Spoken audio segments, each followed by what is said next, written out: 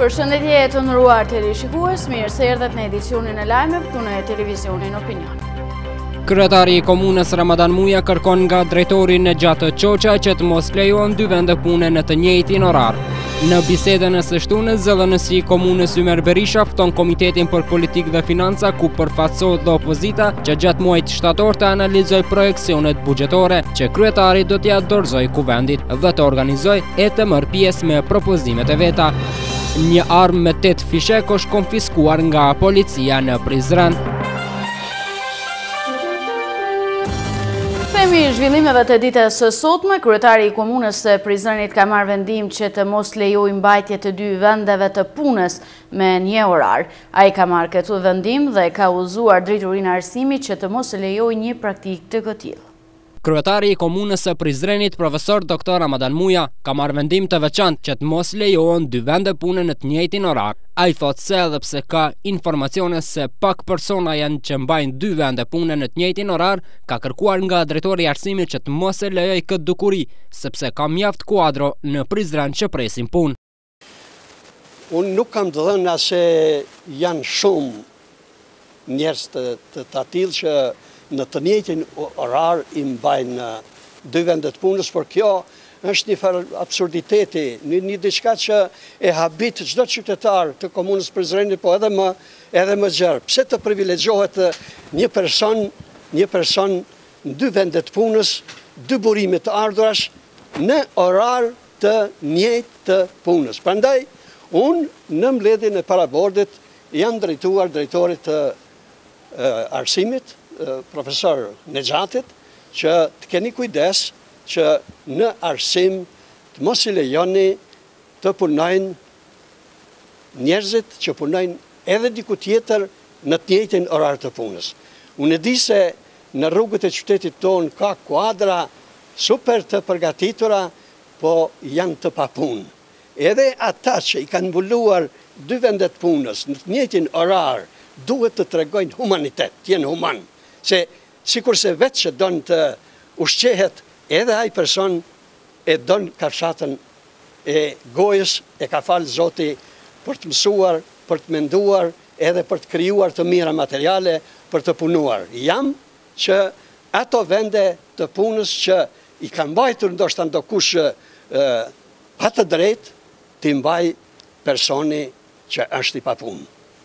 Ky vendim i kryetarit Muja është për të përshëndetur sepse përpost që hap mundësi për punësim të ndonjë kuadri të ri, e rrit dhe cilësinë e punës sepse edhe fizikisht është e pamundur që me një orar të mbahen dy vende pune.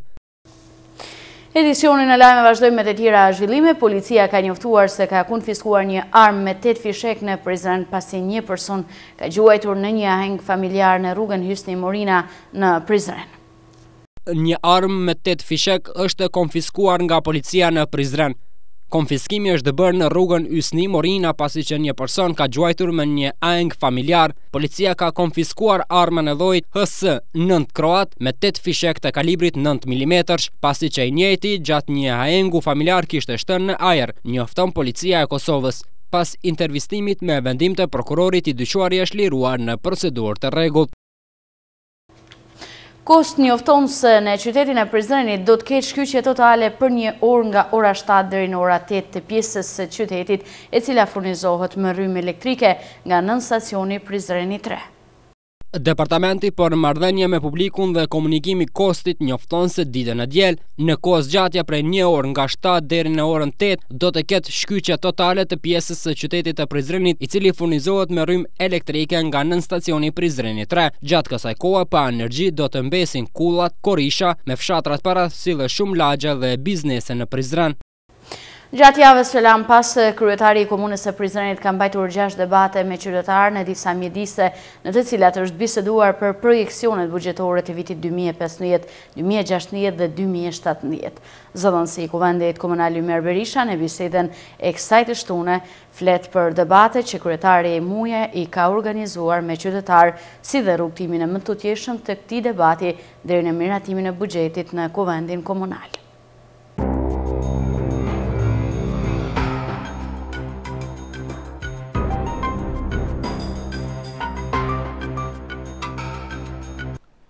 Përshëndetje shikues të nderuar. Gjatë kësaj jave që po e lëm pas, kryetari i komunës i ka zhvilluar disa debate me qytetarë nëpër mjediset të ndryshme të komunës së Prizrenit. Që të bisedojmë për qëllimin e këtyre debateve,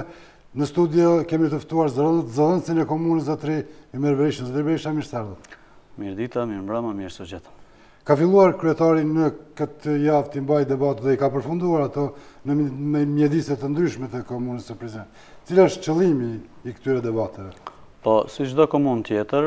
politika më madhore që mund të prodhoj komuna është buxheti i komunës ose planifikimet buxhetore.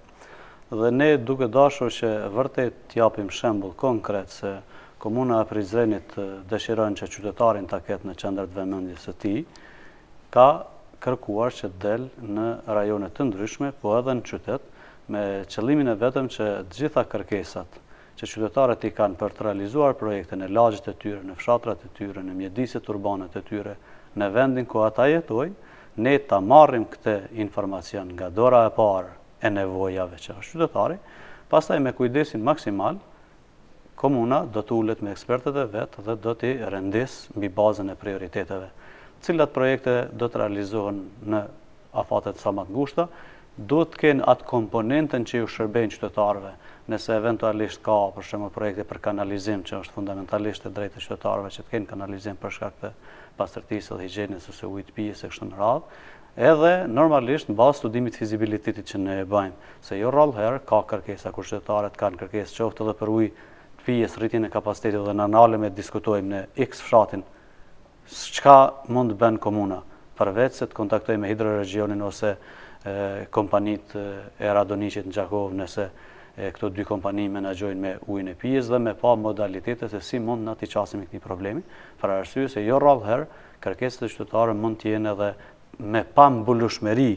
administrative nga ana e komunës, por po them edhe një herë në fundamentin e vet buxheti dhe planifikimet buxhetore për shpenzime për vitin vijus 2015 kemi dashur që ta kenë autorsinë edhe të qytetarëve të komunës Prizrenit dhe për këtë arsye ne kemi realizuar 7 debate publike.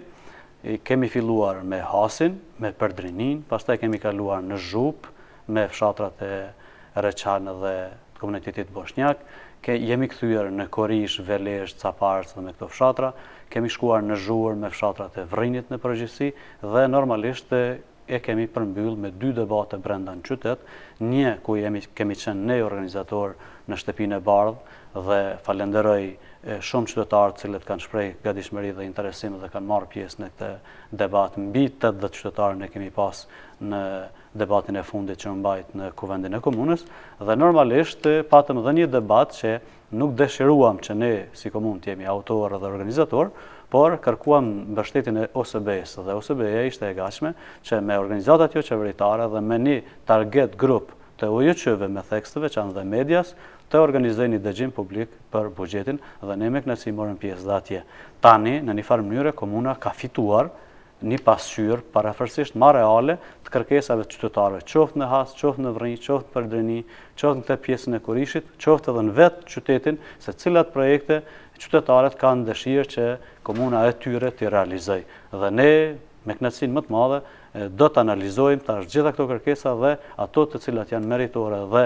normalisht kanë fizibilitet për të realizuar, me kënaqësinë më të madhe do t'i realizojmë gjatë vitit 2015. Nga ajo që kemi parë në këto debate duket se është ngritur cilësia marrjes pjesë të qytetarëve në për këto debate, derisa më përpara ka pas edhe akuza politike në debate, duke sigur qytetarët në këto debate i qasën vetëm probleme, pa marrë parasysh se kërkesat janë shumë më të mëdha ndërsa buxheti është ai që është. A mendoni se është rritur një cilësi në marrjen pjesë të këtyre debate për të paraqitjes kërkesave? Absolutisht keni drejt këtë konstatim. Ne jemi shumë të kënaqur, më së të kënaqur me nivelin e komunikimit në mes të qytetarëve. Dhe tash tjetër natyrë komunikimi kishte debati kur kryetari muja raportoi për punën 6 mujore në muajin qershor dhe tjetër nivel diskutimi kishin këto dëgjimet publike për projekcionet buxhetore të vitit 2015-2017 dhe për këtë ne ndihemi mirë se qytetari i komunës sonë tashmë nuk dëshiron veç të merr fjalën sa për të thënë diçka, po nga familja vet bën analizën se cili projekt do të ishte në interesin e të qytetarëve që jetojnë për të realizuar nga ana e komunës, dhe ne tani kemi shumë më të lehtë për të parë realisht cilat projekte mund të realizohen. Ne si komunë jemi të vetëdijshëm se kërkesat janë dukshëm më të mëdha se sa mundësitë tona për të realizuar, e në këtë drejtim do të kërkoja edhe përmes televizionit tuaj të respektuar që qytetarët ta kuptojnë. Po të kishim mundësi brenda natës do realizonim të gjitha ato projekte ose ato kërkesat qytetare. Por, edhe duhet të kenë parasysh që komuna ka qytetin e Prizrenit dhe 74 mjedise rurale. Dhe tash na puna e parë, qelsi i parë që merret është 74 projekte neve na duhet brenda një viti të realizojmë veç në zonat rurale, nëse dëshirojmë të bëjmë një shtrirje horizontale të projekteve. Pastaj çdo fshat që ka ardhur kryetar fshati në këto dëgjime ka pas më shumë se sa një projekt. Tash është e pamundur ta zëm nëse e përpjestojmë me 3 projekte brenda një viti që na ta mbulojmë këtë për arsye se janë projekte shumë të mëdha dhe implikime shumë të mëdha buxhetore, por ne kemi kërkuar edhe nga qytetarët, nga kryetarët e fshatrave që ata ta kenë prioritetin e tyre, projektin e parë ta paraqesin si prioritet, pastaj dhe projekte tjera vijuse mbi bazën e mundësive, dhe unë konsideroj se nëse qytetarët do ta mirë kuptojnë edhe këtë çështje të komunës, neve në vitin 2015, 16 dhe 17 do të rrugtojmë së bashku në një farë mënyrë, do ta zbusim atë diferencën në mes të qytetarit dhe të komunës sa i përket vendimarrjes. Dhe në këtë drejtim rol ka luajtur edhe media juaj për arsye se vazhdimisht keni qenë kërkues për transparencë, për llogaridhënie, dhe ne me thënë drejtën po na ndihmoni që ta korrektojmë politikbërjen në komunën tonë, dhe në instancë fundit ne jemi të interesuar se gjithë vendimarrjen e komunës së Prizrenit ta prezantojmë te qytetari të jetë informuar me kohë, të ketë hapësirë të mjaftueshme për të dhënë vërejtje sugjerimet e tyre, dhe pastaj kur vendosim të vendosim bashkë dhe kur realizohet ai projekt të jetë ekskluzivisht në dobi të qytetarëve. Ka pas sidomos në debatin në Prizren, përveç kërkesave për infrastrukturë, edhe kërkesat tilla se ai për orkestrën apo për investime turistike në zonat malore, a do thotë kjo se a ekziston, a lejon buxheti si të mendohet edhe për këto projekte? Po tani neve na gëzon fakti që kemi kaluar, domethënë nga niveli i jetesës vetëm për rrugë, kanalizime e domethënë elemente bazë të jetës së shoqërisë sonë në përgjithësi, dhe kërkesa për të financuar ose mbështetur formimin e orkestrës së qytetit normalisht është një kërkesë absolutisht legjitime, po është edhe profesionale, dhe ne si komunë do të kishim nderin dhe kënaqësinë që të jemi autorët themelimit të orkestrës, dhe her pas here kjo orkestër me performancat e veta kulturore ta begatoj edhe ashtu kalendarin e begat të kulturës në komunën e Prizrenit, por normalisht që në këtë kërkesë ose në këtë drejtim do duhet një analizë pak më e mirëfillt për arsyet natyrës kërkesës. Domethënë, ata do duhet që të bëjnë edhe një listë, të prezantojnë komunë bardhësit e kësaj orkestre, kush janë, të kenë një projekt se çka në detale ata dëshirojnë, cilat në detale janë obligimet që i shohin nga komuna, dhe jo tash është kërkesa në atë fazën që dahet një zë buxhetor për orkestrën. Zë buxhetor ne mund ta ndajmë një shumë të caktuar, por ne nuk kemi një analitik mirëfillt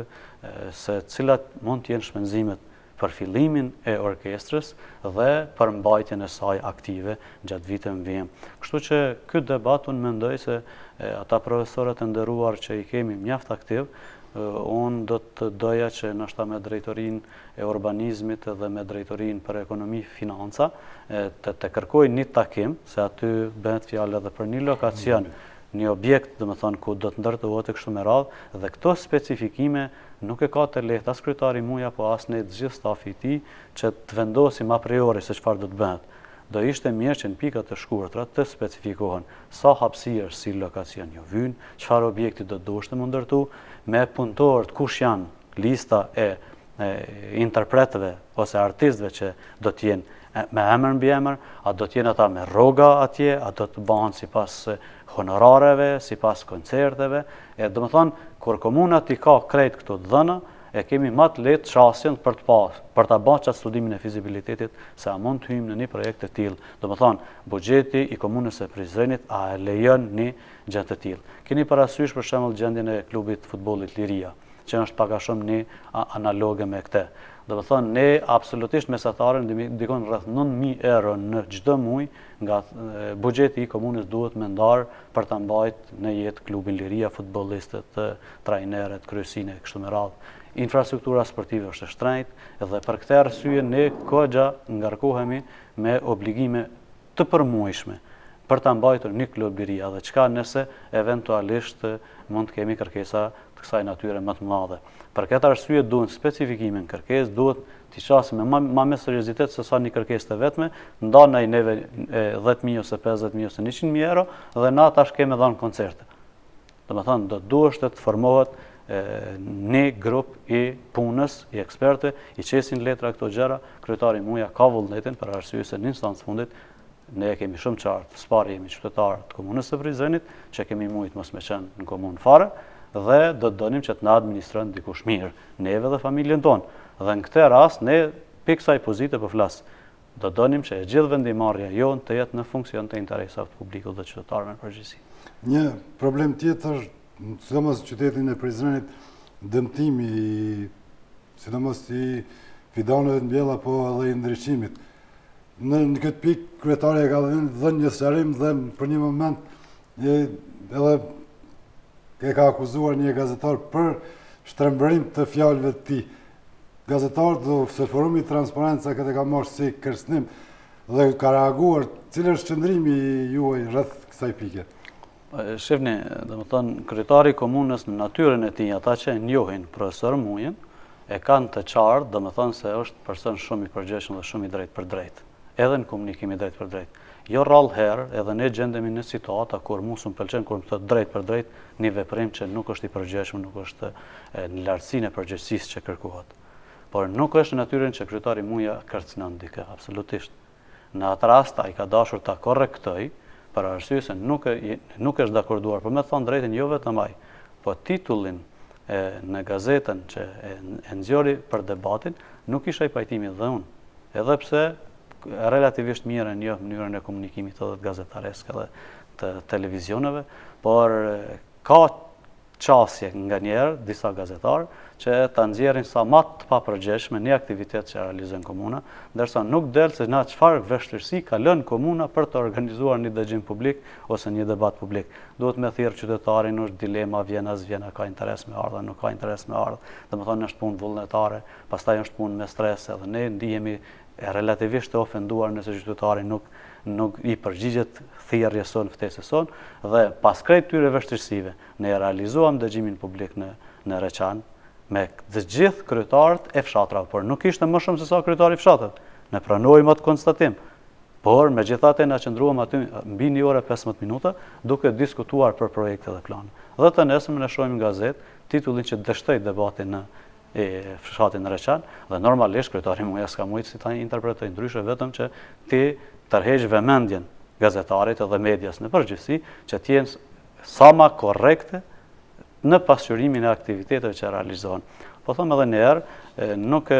besoj që as kryetari muja, po as gazetari i apostrofuar në këtë rast nuk e kanë marrë as njeri si kërcënim që ka bërë, po as tjetri që është i kërcënuar. Megjithatë ju e shpret se ju nuk jeni pajtuar dhe ju me titullin dhe me përmbajtjen. Përse nuk reagojnë në këtë raste kur gazetarët keq përdorin ose keq interpretojnë ato faktet nga tereni? Jo, do më thënë ne reagojmë, por reagimet ashtë qërë bota mediatike duhet kuptuar. Gazetari mundohet me e kry punën e tij prej perspektivës e gazetarisë, qoftë ajo gazetari që dëshiron ta sheh vetëm pjesën e errët ose pjesën jo funksionale një organizate buxhetore të Kosovës, dhe ne ka njerë edhe mirë kuptojmë se fundit ne kemi sjellje institucionale në komunë dhe mund ta mirë kuptojmë devijimin individual të një individi ose të një redaktori. Mund të jetë që shkrimi i gazetë ka shkuar krejt në rregull dhe gazeta për interesat e veta mund të jep një titull pak më bombastik në mënyrë që ta nxjerrë audiencën në këtë rast të Prizrenit ta merr me shitjen e shtypit. Ne i kuptojmë këto dhe për atë arsye jo rrallëherë dëshirojmë që ta mirë kuptojmë median në rrugtimin e tyre, në profesionalizmin e tyre, por normalisht lidershipi politik i komunës së Prizrenit është interesuar që të gjithë ne së bashku të sillim rreth të vërtetës, dhe e vërteta është një. Nuk ka dy dilema, tash qasjet mund të jenë diferente, por për të një të vërtet. Në atë tubim, kemi mbajt, dhe më thënë kemi qëndruar fizikisht në bini orë, dhe në bini orë të s'mon të rrish në karrik, pa zhvilluar biseda. Dhe kur janë zhvilluar biseda, kjo ka emrin debat. Dhe në këtë rast, dhe më thënë, ne kemi protokolluar se kemi realizuar një debat edhe atë të suksesshëm me qytetarët e Zhupës, ku ata i kanë shpreh dëshirat e tyre, i kanë shpreh kërkesat e tyre, dhe ne me kënaqësi kemi marrë edhe në formën e shkruar edhe në formën gojore, dhe dëshirojmë që normalisht edhe media në këtë rast ta bëj raportin sa më korrekt dhe sa më të drejtë. I kthejmë edhe një herë debatë dhe për fund, cilat duhet jetë shpresa e qytetarëve ata që i kanë paraqitur këto kërkesa, cilat do të jenë prioritetet, sepse dihet që Kuvendi Komunal do ta votojë këto projekcione buxhetore, po cilat projekte mund të presin qytetarët që do të realizohen? Ne me të thënë drejtën, si ekzekutivi i komunës, besoj që mbi 90% kërkesave të qytetarëve janë të realizueshme gjatë 3 viteve, prej ashtu ato projekte që lypin ekspertizë jashtë komunës, ta zamë rritja e kapaciteteve të ujit pijes. Nëse ky problem është natyror, ne kemi shumë të vështirë me dalë me premtim për ujë 24 orë, ta zamë në rajonin e Hasit që atje mas specifikisht u kërku kështu. Ose kur ne duhet që të bashkëpunojmë me hidroregionin ose Radoniqin nga Gjakova për të realizuar këtë projekt. E kemi pak më të vështirë. Ndërsa këto projektet që i adresohen drejt për së drejti dikastereve të komunës, drejtorive të ndryshme, e kemi shumë më të lehtë për arsye se dim cila është forca buxhetore jona dhe cilat mund dalin vështirësitë. Ne për vitin 2015 kemi dikon mbi 17 milion euro për grante dhe investime kapitale. Dhe tash në këto 17 milion euro normalisht që realizohen punime të shumta dhe mund të absorbohet krejt kjo kërkesë. Cila është pritja e komunës së Prizrenit? Shefni kryetari i komunës me datën 1 shtator i dorëzon në mënyrë solemne kryesuesit këtë projekt buxhet që s'është i formës përfundimtare dhe kryesuesi me Komitetin për Politikë dhe Financa, ku janë antar edhe nga partitë, nga Lidhja Demokratike, nga Vetëvendosja dhe nga partitë tjera opozitare që janë në Kuvendin e Komunës, tash e kanë dorën e tyre që këtë politikë publike të kryetarit muja, që quhet buxhet, për 1 muaj rresht, le ta diskutojnë ku ata e vlerësojnë se duhet me diskutu. Qoftë me organizatat jo qeveritare, qoftë me qytetarë në zona rurale, qoftë këtu në zonën urbane të qytetit, ku të dëshirojnë për shembull ata. Nuk e ndalë kush që Komiteti për Politikë dhe Financa ti mbaj edhe 6 dëgjime ose debate, ose edhe 10 nëse është e arsyeshme, por Komiteti për Politikë dhe Financa dhe Kuvendin e përgjithësi ka për detyrë që qytetarëve të Prizrenit të thotë në mënyrë solemne. Ne kemi pas 30 ditë kohë për të analizuar, ne të implementojnë si politika publike dhe kryetari i komunës dhe ne si komunë do të donim që Prizreni vërtet ta votoj 1-0. Ne, do të thënë, me të gjitha votat, edhe nga votat e pozitës, nga opozitës, dhe të merr një pot fort ky buxhet ose këto projekcione buxhetore në mënyrë që t'i themi qytetari dhe komuna e kanë hartuar, Kuvendi i komunës ka mujt me diskutu edhe partitë opozitare me dhënë kontributin e tyre për projektin e tyre, madje kërkush nuk e nal për shembull Lidhjen Demokratike ose Vetëvendosin që në bashkëpunim me kryesuesin, ata ku e kanë elektoratin e vet, ta marrin këtë buxhet, ju thonë, ky është buxheti i propozuar nga komuna e Prizrenit, nga ekzekutivi. Cilat janë propozimet e juaja që t'i shtohen këtij buxheti? Dhe t'japin edhe ata propozimet e veta. Ne me Drejtorinë për Ekonomi Financa do të analizojnë që të inkorporojmë dhe kjo politikë të kthehet në politikë solemne, se ju e dini që jo rrallëherë në historinë e votimit të buxhetit, partitë opozitare sikur kërcënojnë, ne nuk do ta votojmë këtë buxhet se jo është përfaqësues, se jo nuk është përfaqësues. Për fatin e mirë dhe media juaj me kohë ka kap këtë emision, dhe unë do doja që Lidhja Demokratike, Vetëvendosja, partitë tjera ta shfrytëzojnë këtë 30 ditësh dhe ta diskutojnë në mënyrën se si ata e konceptojnë bashkë me kryesuesin e Kuvendit dhe kur kthehen në sallën e Kuvendit ne të jemi vërtet ta shohim se din kuvendarët me kry përgjegjësinë e tyre ligjore që e kanë kërkuar para qytetarëve, se ata kur po janë zgjedhjet po dalin dhe po kërkojnë votat e qytetarëve dhe po thonë kemi ditë më ju dëgjuam, ju respektuar etj. Tash kryetari i komunës po jep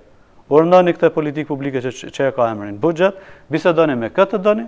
kur vini me datën e caktuar që e keni detyrim ligjor për të deklaruar për këtë buxhet, pse të mos i kemi të gjitha votat e Kuvendit. Dhe nëse ne i kemi të gjitha votat e Kuvendit, edhe ne si ekzekutiv pastaj si ekzekutues të këtij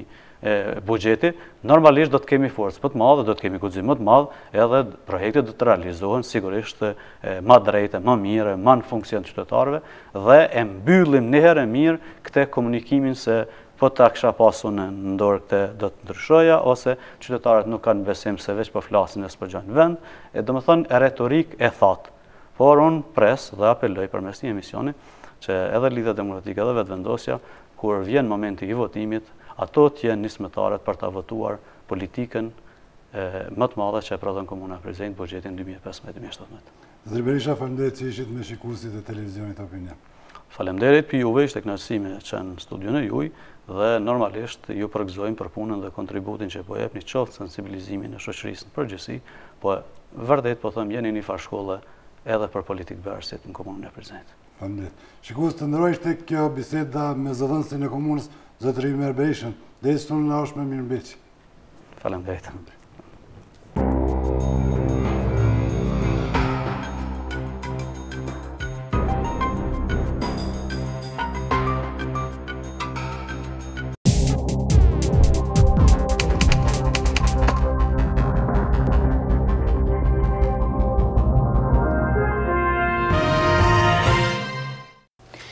Edicionin e lajme vazhdojmë me të tjera zhvillime nga vendi dhe rajoni. Republika e Kosovës do të shpaguajë të gjitha borxhet e vjetra të trashëguara nga koha e Jugosllavisë, të cilat kanë dokumentuar fakte të pamohueshme se ato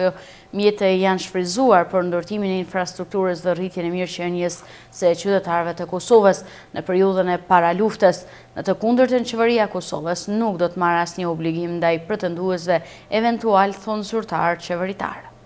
Borxhet e Kosovës janë përfshirë dhe në pakon e Atisarit, ku thuhet se Kosova do të marrë përsipër pjesën e vet të borxhit të jashtëm të Republikës së Serbisë. Pjesa e Kosovës do të përcaktohet përmes negociatave ndërmjet Kosovës dhe Serbisë, duke pasur parasysh parimet vijuese në marrëveshje me kreditorët relevant. Borxhi i caktuar i jashtëm do të jetë detyrim i Kosovës, ku përfituesi përfundimtar është i vendosur në Kosovë. Sidoqoftë shifrat zyrtare se sa është borxhi ende mungojnë, përderisa Ministria e Financave posedon vetëm vlerën, të cilën tashmë është duke paguar, kurse ekspertët për çështje financiare konsiderojnë se borxhi duhet të jetë rreth $750 milion.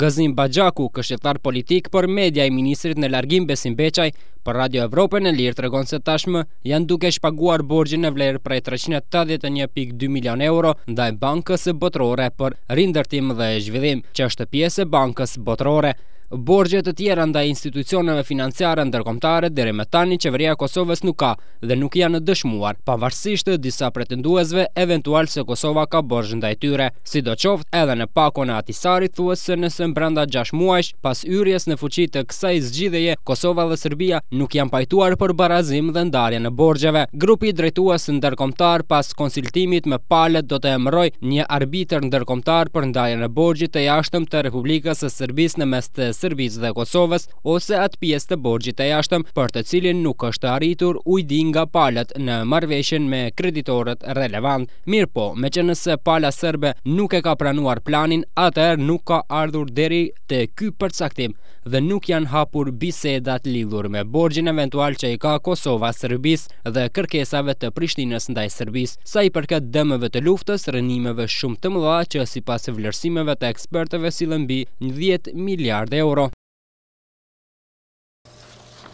Përpos qytetarëve dhe bizneset kosovare kanë shprehur shqetësimet e tyre lidhur me vendimin e zyrës së rregullatorit të energjisë për rritjen e tarifave të energjisë elektrike. Oda ekonomike e Kosovës së bashku me përfaqësuesit e bizneseve kosovar kanë shprehur shqetësimin e tyre lidhur me vendimin e zyrës së rregullatorit të energjisë për rritjen e tarifave të energjisë elektrike. Përfaqësuesit e bizneseve thanë se po kanë shqetësime nga dëmtimet e energjisë elektrike. Ata thanë se nga kjo ngjarje do të bëhet reduktimi i punëtorëve dhe ka gjas që të bëhen dhe protesta pasi janë ngulfatur. Kërkesa e tyre ishte që të ndërpritet ngritja e çmimit të energjisë elektrike.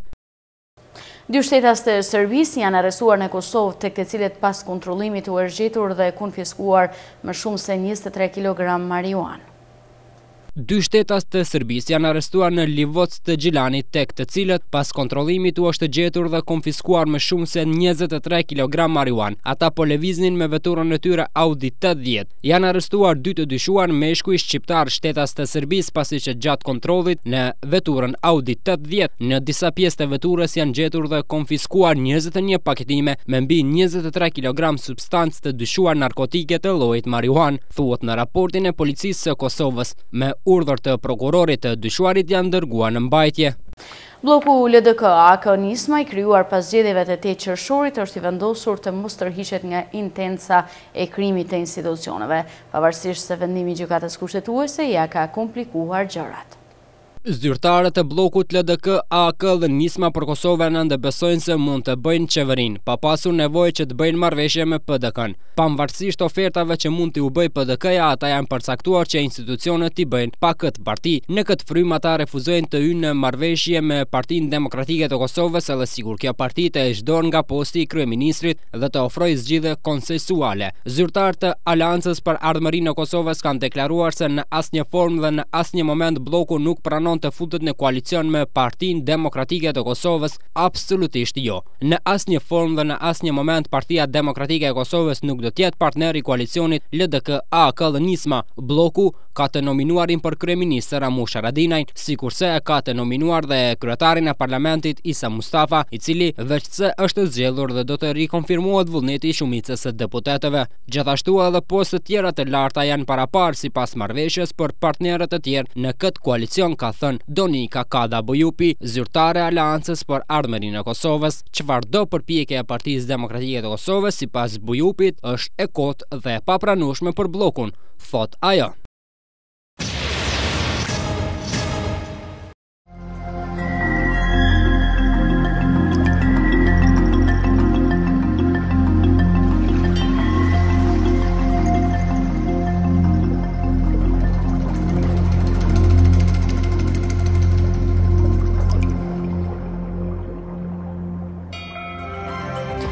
Shikues të nderuar të televizionit Opinion, kështu kemi arritur në fund të këtij edicioni informativ. Ju falenderoj për vëmendje, bashkë me